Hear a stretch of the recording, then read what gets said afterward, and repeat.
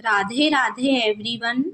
आप सभी का हमारे YouTube चैनल में स्वागत है। आज बात करते हैं कि कुंभ स्नान करने वालों का क्या होता है। महाकुंभ का समय चल रहा है और क्या सभी स्नान करने वाले एक समान पुण्य पाते हैं और क्या वो सभी स्वर्ग को प्राप्त होते हैं। एक समय की बात है, सोमवती स्नान का पर्व था। संगम घाट पर बड़ी भीड़ लग रही थी। भगवान शिव और पार्वती आकाश से गुजर रहे थे। पार्वती जी ने कहा, इतनी भीड़ क्यों है?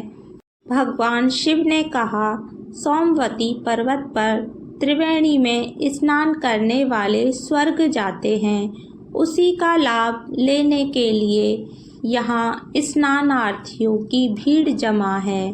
पार्वती जी का कौतूहल तो शांत हो गया, पर उनको एक नया संदेह उपजा। उन्होंने कहा, इतनी भीड़ के लायक तो स्वर्ग में जगह ही नहीं है। छोटे से स्वर्ग में ये सब कैसे आ पाएंगे? पार्वती जी ने ऐसा कहकर अपना संदेह प्रकट किया और इसका समाधान चाहा। भगवान शिव बोले, शरीर को गीला करना एक अलग बात है और मन की मलिनता को धोने वाला स्नान करना जरूरी है। मन को धोने वाले ही स्वर्ग जाते हैं।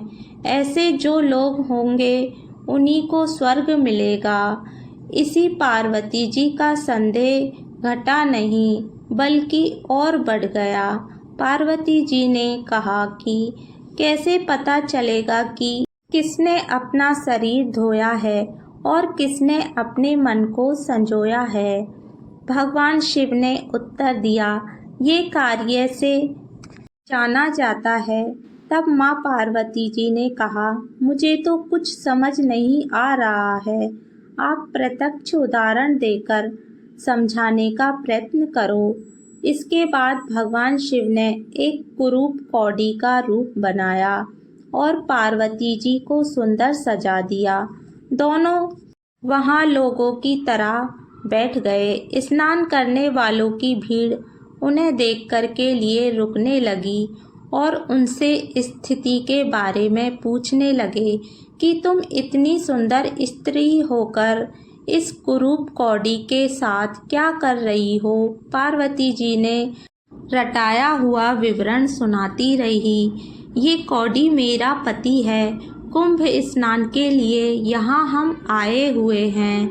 गरीबी के कारण इन्हें कंधे पर रखकर लाई हूँ। हम लोग बहुत थक गए हैं, इसलिए थोड़ा आराम करने के लिए यहाँ बैठे हैं। बहुत से दर्शकों की नियत उस सुंदर औरत को देखकर बिगड़ गई थी। वो सुंदरी को प्रलोभन देते हुए और उसके पति को छोड़कर अपने साथ चलने की बात कहते। पार्वती जी ये सब बातें सुनकर लज्जा से गड़ गई। भला ऐसे भी लोग कुंभ स्नान करने के लिए आते हैं क्या? ये देखकर उन्होंने बहुत ही निराशा हुई। अब फिर शाम हो चली। एक उदार व्यक्ति वहां आया। जब उसने उन दोनों का रहने का कारण पूछा तो पार्वती जी की बात सुनकर उसकी आंखों में आंसू आ गए। उसने उनसे सहायता का प्रस्ताव किया। उसने कहा, मैं आपकी सहायता करना चाहता हूँ। और उसने कौड़ी बने भगवान शिव को कंधे पर लाधा और छिप्रा तट तक पहुँचाया। उसके पास जौ और सत्तू था। उसने वो उन दोनों को भी खिलाया।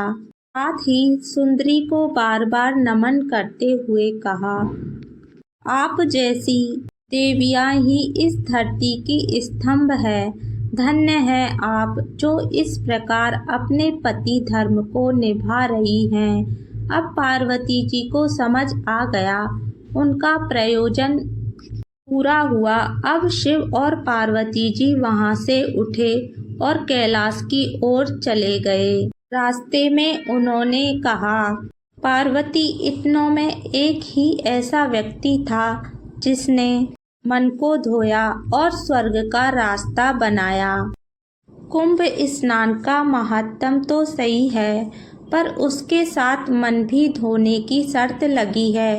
पार्वती जी समझ गई और कुंभ महात्म सही होते हुए भी वो लोग उसके पुण्य के फल से वंचित हो जाते हैं।